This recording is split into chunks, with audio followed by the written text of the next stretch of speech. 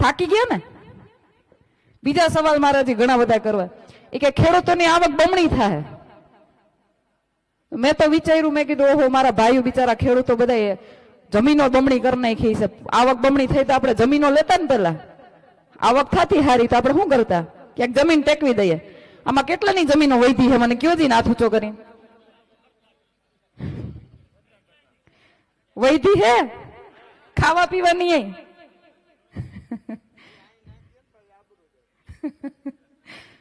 એટલે આપણી ખેડૂતોની હાલત આ લોકોએ હાવ એટલે હાવ કફોડી કરી નાખી, હાવ પાયમાલ કરી નાખ્યા છે.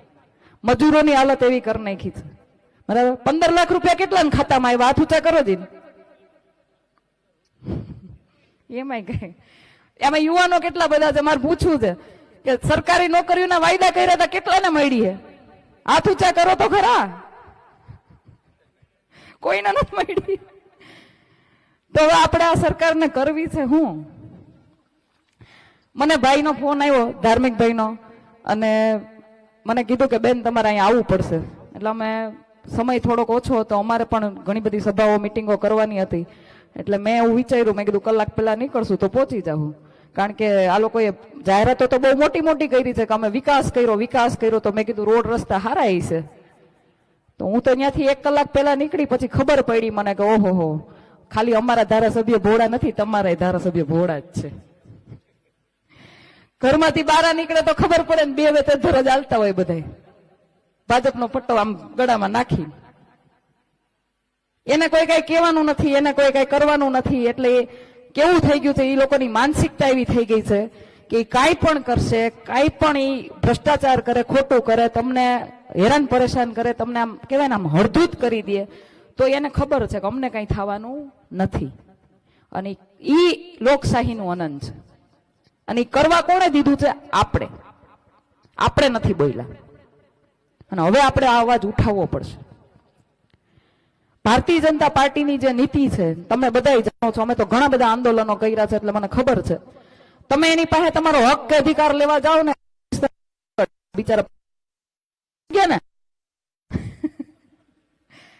એ થાકી ગયા બિચારા.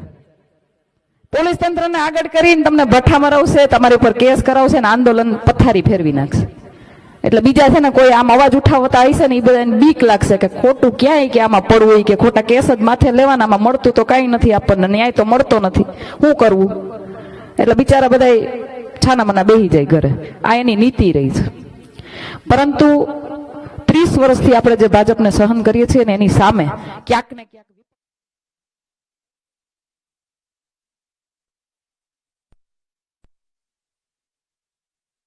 કીધું છે કે બેન વિપક્ષ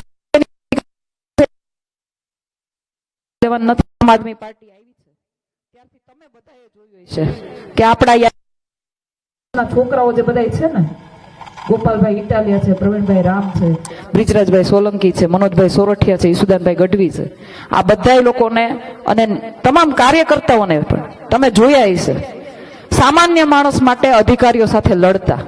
જોયા છે ને સોશિયલ મીડિયામાં બધે જોયા છે ને. એ શું કામ કરે છે? કારણ કે મારા ને તમારા જેવા લોકો છે. કામ થયા નહોતા, એને એ પીડા ખબર.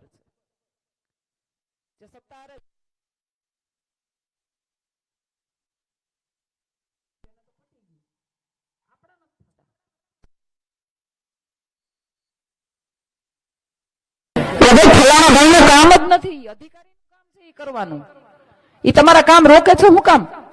ફલાણા ભાઈના કહેવાથી કરવા હાટું. અને તમને એમ થાય કે ફલાણા ભાઈ કીધું એટલે મારું કામ થઈ ગયું. આપણને એમ થાય કે આ બિચારે આપણું કામ કરી દીધું. આવી તો સ્ટ્રેટર્જી વાપરે. તમે વિચારો તો ખરા. છે ને બધી જગ્યાએ આવું. હું ગોંડલની અંદર ઘણી વખત બધાને વાત કરતી હોય ને ત્યારે કહેતી હોય કે તમારે અહીંયા એક જ જગ્યાએ ગુંડાગર્દી નથી, આખા ગુજરાતમાં આવું જ હાલે છે. આની એની એક નીતિ છે, આપણને દબાવીને રાખવાની. એવા જ લોકોને ટિકિટો આપે હે ને. હમણાં તમે થોડાક સમય પહેલા એક ઘટના જોઈ છે.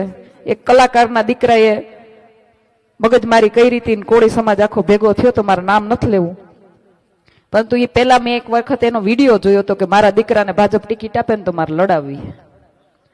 પછી ભાજપ ટિકિટ ક્યારે આપે? તો કે કાંઈક 2-4 ગુના કર્યા હોય, કોકને દબાવવામાં સક્ષમતા હોય તો આપે.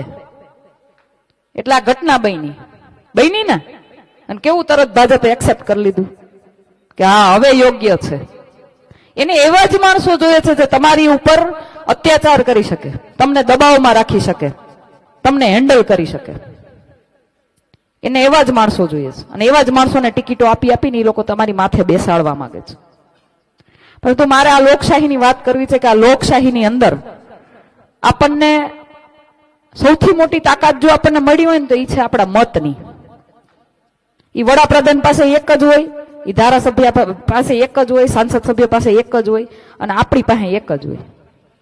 એ કોઈને બે મતની તાકાત મળે નથી મળતી, એક જ મતની તાકાત હોય. અને એ એક એક મત ભેગા થઈ અને તમે સરકાર બનાવી પણ શકો ને સરકારને પાડી પણ શકો. એ તમારે નક્કી કરવાનું છે. અમારી જવાબદારી અમે સંપૂર્ણપણે નિભાવીએ છીએ કે નહીં? નિભાવીએ છીએ ને.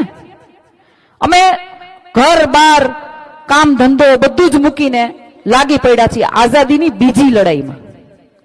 અમે અમારી જવાબદારી સંપૂર્ણપણે નિભાવતા આવ્યા છીએ અને હજી પણ નિભાવશું. તમે કદાચ અમને જાકારો આપશો ને તો પણ નિભાવશું. પરંતુ તમારી જે જવાબદારી છે એ તમારે હવે બધાએ સાથે મળીને નિભાવવી પડશે. આ એટલા માટે કહું છું કારણ કે સરકારે અત્યારે કેવું કરી દીધું, સત્તા પક્ષે અત્યારે આપણી વચ્ચે એવી ફૂટ પાડી છે, એવો જાતિવાદનો કીડો નાખ્યો છે કે આપણે આપણા ભાઈની પાસે નથી બેસી શકતા.